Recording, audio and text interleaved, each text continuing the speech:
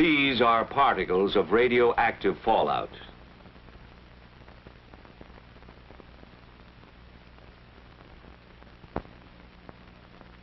And this is how a single particle looks magnified several hundred times. A radioactive piece of matter from a nuclear explosion.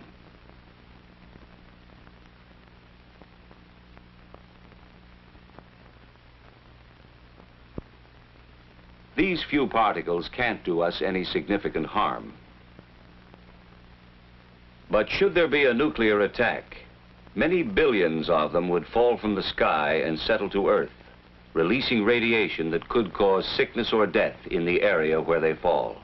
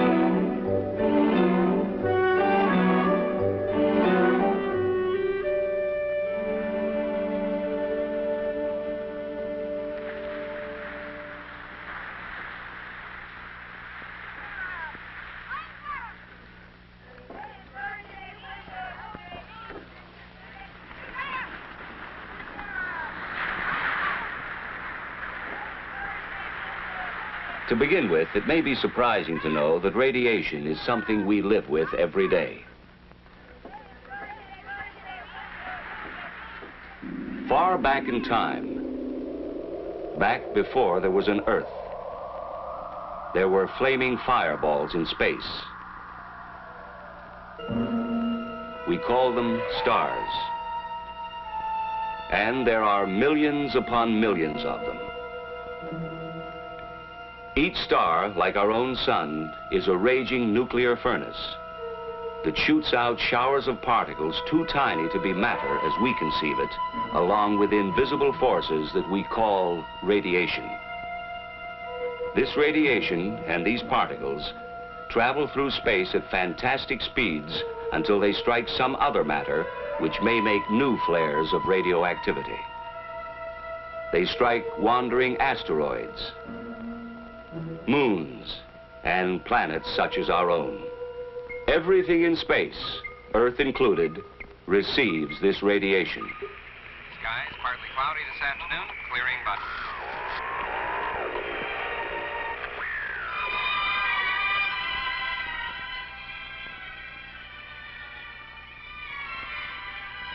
Background radiation is all around us in tiny quantities. Nature even planted unstable atoms deep inside the Earth itself. They decay one by one, here and there, in a barrage of inconceivably small and silent explosions. Each explosion is another spark of radiation. All life on Earth has reached its present form in company with radiation from this naturally occurring radioactivity. Extremely thin, with extremely low-level intensity, it has always been with us. It is nothing new.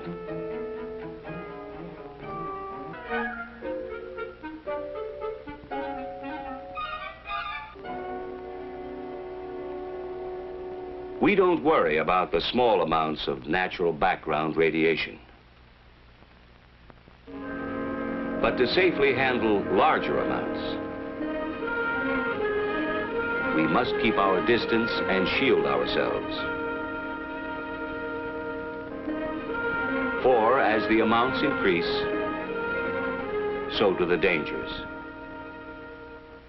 The amount of energy generated by a nuclear explosion is enormous. Near the crater area, there is almost total destruction from blast and heat. And now, large amounts of pulverized debris and molten earth are pulled up into the mushroom cloud. This is where radioactive fallout is formed. The radioactive atoms produced in the explosion join with the particles of earth and debris. The mushroom-shaped cloud forms and climbs higher. It now contains billions of highly radioactive particles of matter that we call fallout. The strong winds of the upper altitudes go to work on the cloud, blowing it off in one or more directions. Gravity tugs on the particles. The larger and heavier ones sink toward the ground, while the lighter particles continue to drift with the wind. Some of the lightest particles remain suspended in the upper atmosphere. As time passes, their radioactivity grows weaker, so that the longer they remain aloft, the less dangerous they are. But the heavier particles, spread by high-altitude winds, fall to the ground within 24 hours. Several miles from the explosion, they are about the size of table salt or fine sand. These are the most dangerous because they carry the greatest number of radioactive atoms and so emit the largest amount of nuclear radiation. Which brings us to an all-important fact. Deadly as radiation can be. And this gives us an invaluable ally, time. Suppose a nuclear explosion takes place at 12 noon. By 1 o'clock, the total force of the residual radiation is at a high level.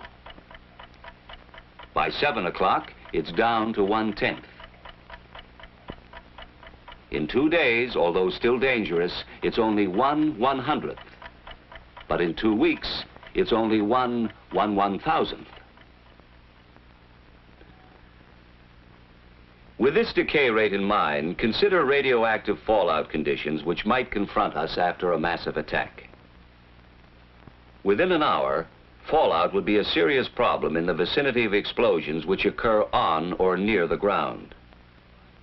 By 7 hours after the attack, the fallout area covers more and more of the country as the prevailing winds expand the fallout in a downwind pattern. 24 hours. 48 hours. Without shelter, millions would face death. A few days later, those who have taken shelter will survive. In many areas, people can even leave shelter for brief periods of time to carry out important tasks. Within 2 weeks, most people can leave their shelters for longer periods as the radioactivity decays to lower levels. The lesson is obvious. We must shield ourselves from radiation through the dangerous period.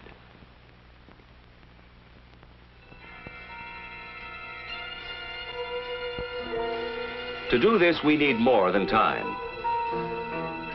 Fortunately, we have another ally. Distance.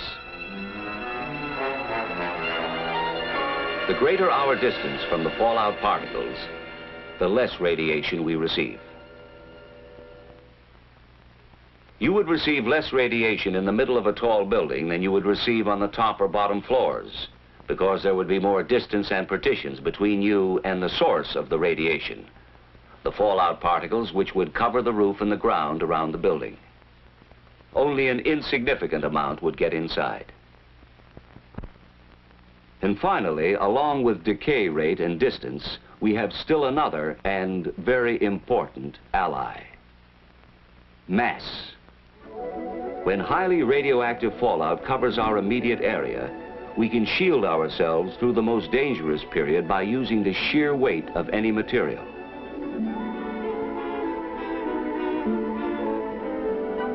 But the protecting material must be heavy.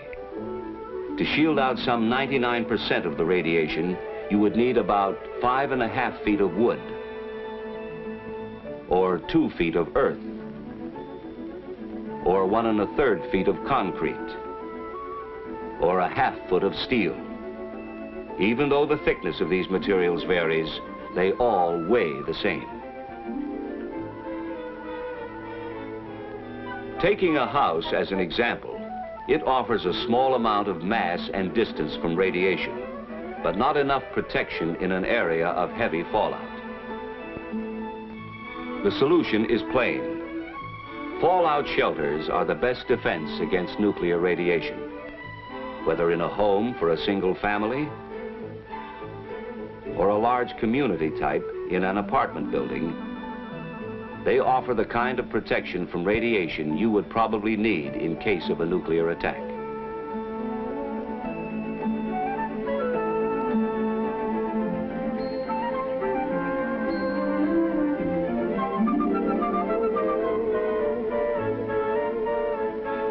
But the best shelter would be worthless unless it was used. Most people find it hard to understand how silent, invisible rays, which cannot even be felt, could be so damaging. Let's see what happens when radiation penetrates the body and attacks the cells. What is a cell, and what happens when it is attacked? It's a simple organism, which reproduces itself by dividing. Our bodies are made up of millions of cells. They're the building blocks of our blood and tissues.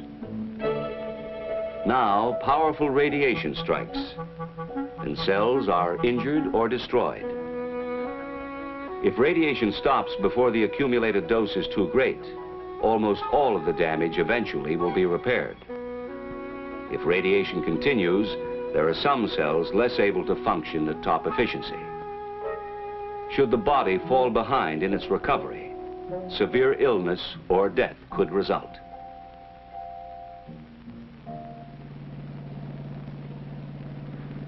The key then is the amount, the total dose of radiation received. We measure radiation the same way speed is measured by a speedometer. Only instead of a speedometer, we have a rate meter. And instead of miles per hour, we measure the rate in roentgens per hour. We need another device called a dosimeter to record how much radiation a person has accumulated over a period of time. In the same way we record accumulated distance in miles, the dosimeter records accumulated dose in roentgens.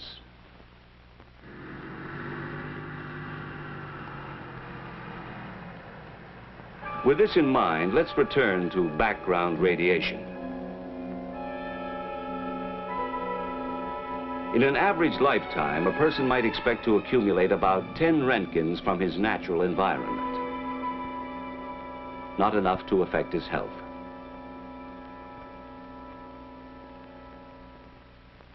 This same healthy person would need medical care if he received more than 200 roentgens within a few days. 300 roentgens in the same period would cause severe radiation sickness or possibly death. And as we go beyond 300 roentgens, the danger of death increases rapidly. So now we see why shelter is vital. The difference between accumulating a large dose because of little or no shielding and a small dose because of adequate shielding is the difference between death and life. No clothing, of course, could possibly provide enough shielding. However, if you were to be in the open during fallout conditions, clothing would keep the particles from touching your skin. There is no such thing as a fallout suit, but ordinary clothing would help until you could reach the safety of a shelter. Then the fallout particles can be brushed off and outer clothing removed. If fallout settles on your food, the food itself is not harmed, since radiation damages only living tissue. And you can easily decontaminate it using almost the same methods you use in everyday food preparation. Actually, even if you accidentally swallowed some fallout particles, it wouldn't kill you. The effects, if any, probably wouldn't show up for years. Still, since there is a possibility of long-term effects, such as shortened lifespan, cancer, or hereditary damage, it's wise to remove the radioactive particles by simply washing, wiping, or peeling. But it's vital to remember this: neither water nor chemicals can destroy radioactivity. The fallout particles can only be moved or washed away. Only time can reduce their potency. And what of water? Well, here again, the same rules apply. If necessary, you could drink water containing fallout particles without worry or immediate harm. But chances are you wouldn't have to for long, for water helps to wash itself through the natural processes of sedimentation and filtration. And swiftly moving rivers like this would carry most fallout particles downstream.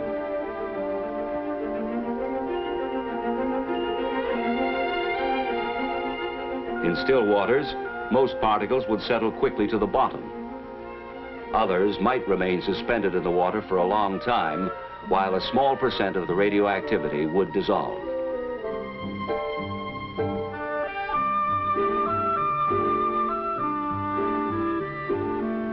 The normal processing of a water treatment plant would make it safe to drink. And water coming from a covered well would be safe from radioactive contamination. There is no problem with breathing, for air is not contaminated once the fallout is on the ground. Fallout is not a poison gas. If ventilation is needed in a shelter, a simple inverted U-fitting on a ventilating pipe would keep fallout particles from entering the pipe and getting inside.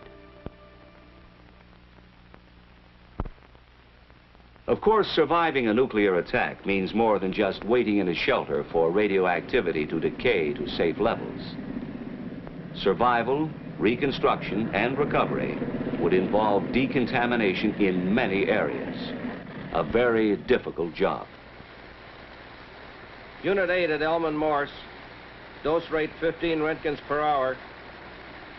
Okay, Unit 8. Fallout would have to be removed from important areas by street sweepers.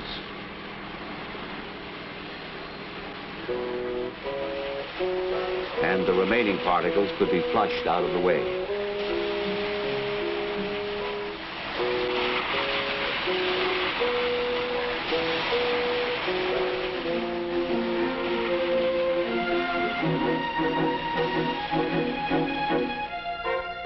Food would be a problem. After a nuclear attack, we would first use existing food supplies from shelters, markets, and surplus food storage. When fallout had decayed to safe levels, people could begin to work in the fields for limited periods of time. In a few areas, the land would not be suitable for food, but such crops as cotton could be grown.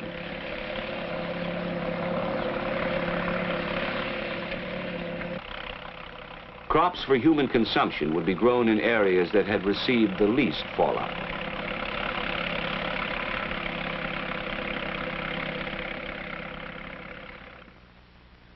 The reason we would be able to grow and eat food planted in this land is that the transfer of radioactivity from soil to plants is extremely low.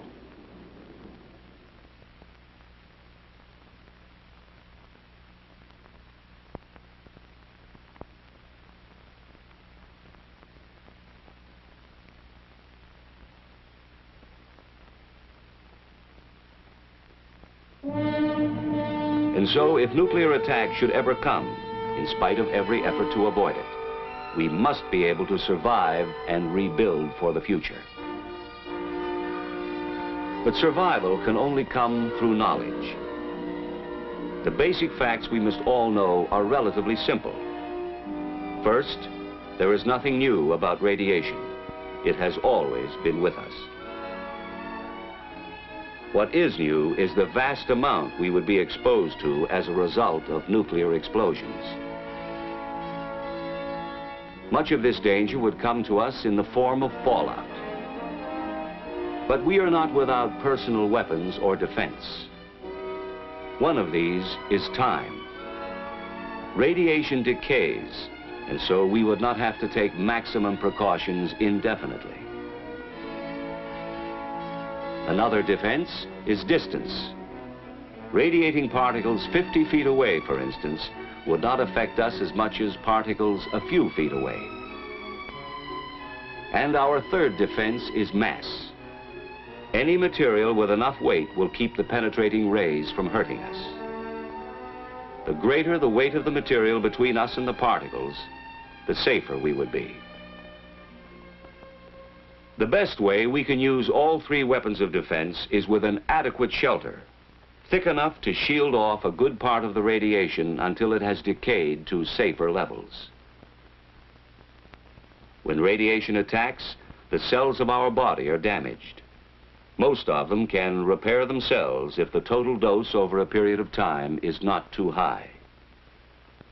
Even though the rays penetrate our bodies, causing damage, they do not infect us and make us, or anything else, radioactive. That's why food remains good no matter how much radiation has passed through it. Fallout accidentally swallowed with water or food will do you no immediate harm, but for long-term safety, it's best to wash, wipe, or peel the food and filter the water. Even if you were caught outside under fallout conditions, ordinary clothing would keep the radioactive particles from touching your skin, but you would still need to find shelter quickly.